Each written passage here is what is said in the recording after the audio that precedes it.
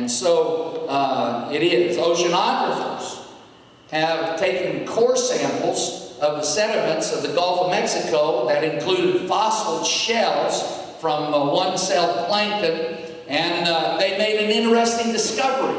That they discovered that at locations in the core samples that represent thousands of years ago, this salinity in the water was suddenly reduced based upon the shells locked in permanent record of the conditions. And this reduction in the salt content in the ocean waters could only be caused by a huge freshwater flood.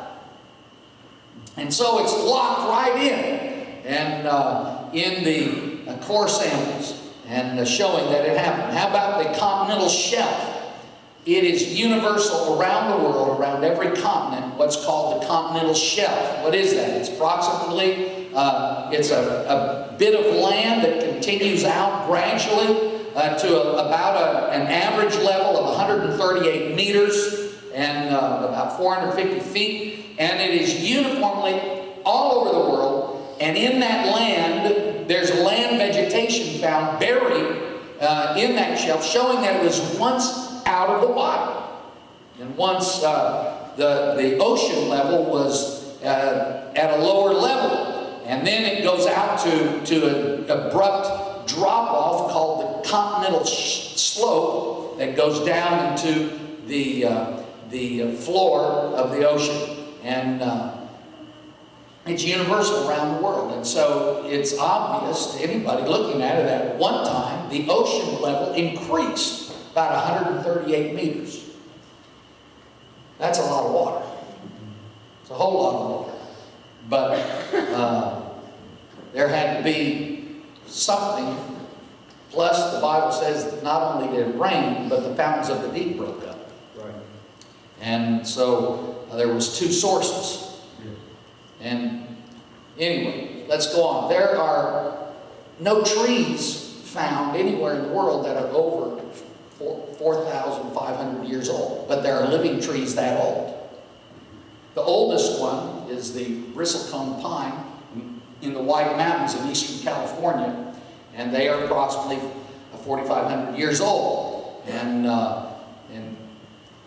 there are also old trees. Well, kind of to add to that, the strange phenomena that geologists, evolutionists can't explain is they have found veins of coal in the perfect shape of a tree. Coal is caused by vegetation that was buried in some kind of catastrophic condition, trees or whatever, and then under the heat and pressure of that burial over time, it forms coal. And so they have found veins of coal in the perfect shape of a tree that pass several strata that supposedly, according to the evolutionary model, that took millions of years to form.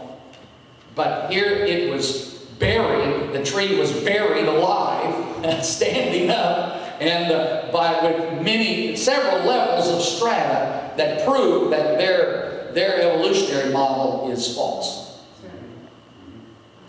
Anyway, the oldest tree in Africa, we got to go by the oldest tree in Africa, and we took this picture.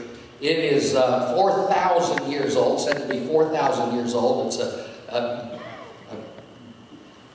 boab tree, which is something I call a monkey bread tree. It's where you get your cream of tartar. And now this tree is quite large. To give you a perspective on just how big it is, here's another picture. You can see a little guy standing there. Full-grown man, actually. And these trees are quite large, known to be around 4,000 years old. The world before the flood was a different world. The Bible lets us know that God separated the water below from the water above. In other words, this describes a cloud canopy. And even scientists say that early stage of the earth there was a cloud canopy. Something removed this cloud canopy, and the Bible says it was waters. It was the flood. It was these waters that rained, began to rain when God caused whatever He caused for this to happen. And it provided the rain for this flood that we know of as the Anyway, there was a vapor of water that covered the mountains. The Psalm says, describes it that way. And Genesis 2 and 5 plainly tell us it did not rain until the flood. There was just a mist that came out of the ground that watered every herb and the grass of the field. And so it was a very different world with that cloud canopy. It was very uniform temperature. It gave it what we call the greenhouse effect, and it was a uniform temperature, subtropical, all around the world, even the polar ice caps. That's why they find tropical vegetation in the polar regions. And so, anyway, this was called, today scientifically, it's called the Carboniferous period.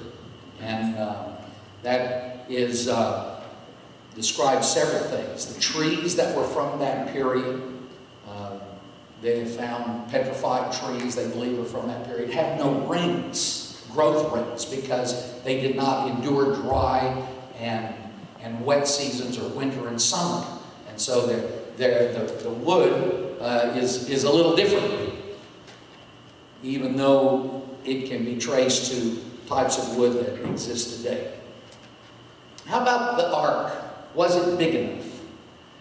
Well, with a surface of over 9,000 square meters, and that would be 90,000 square feet, and about 60,000 cubic meters, the ark would be able to contain about 800 railway cars, box cars, and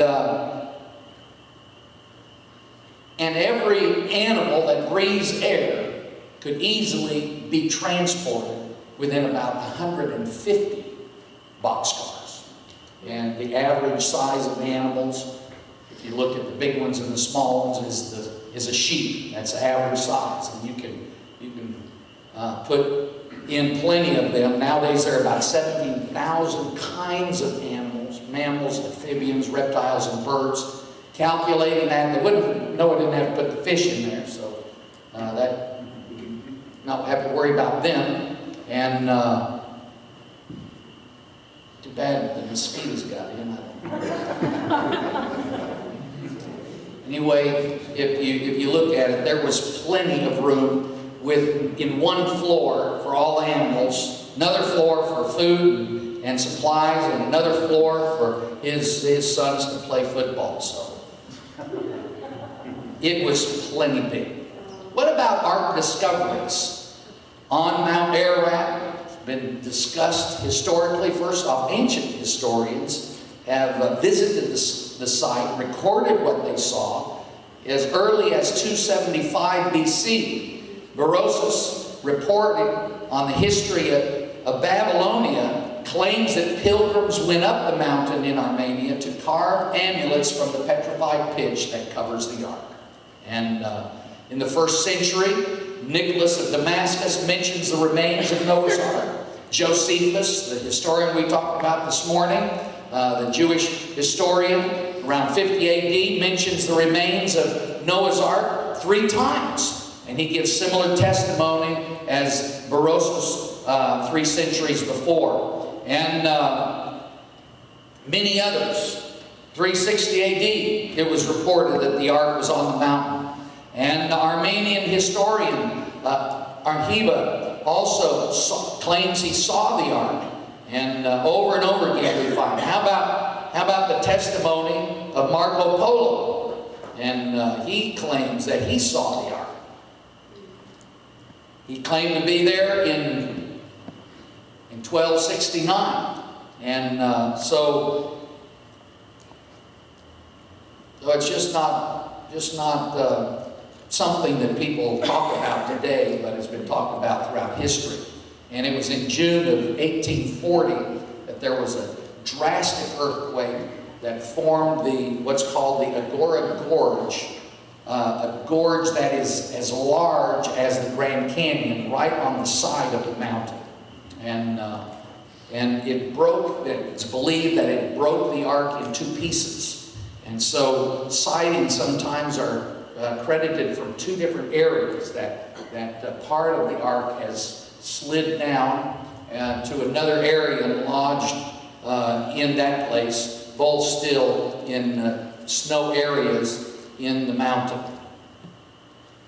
But since then, since that time, in 1840, there have been more than 60 reported sightings of the ark.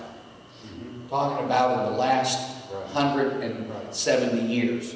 And so to just deny that is just to blatantly deny anything anybody says.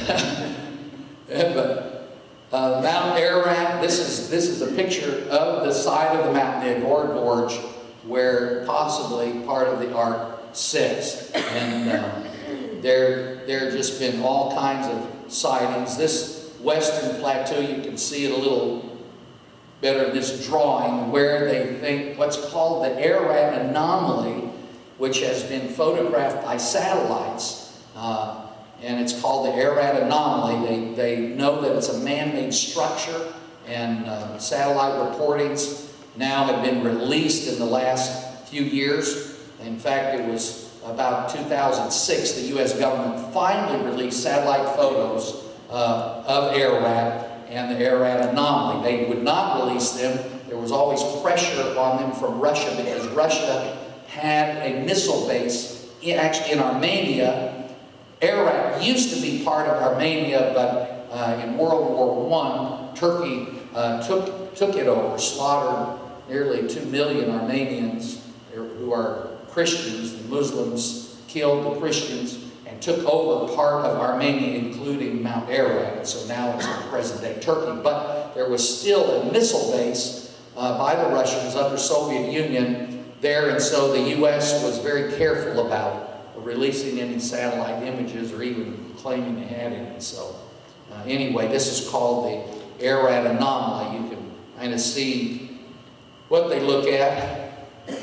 Doesn't look like much. Here's a little bit better with a drawing, an etching of what they see protruding from the snow and the bank there that they believe is a man-made structure.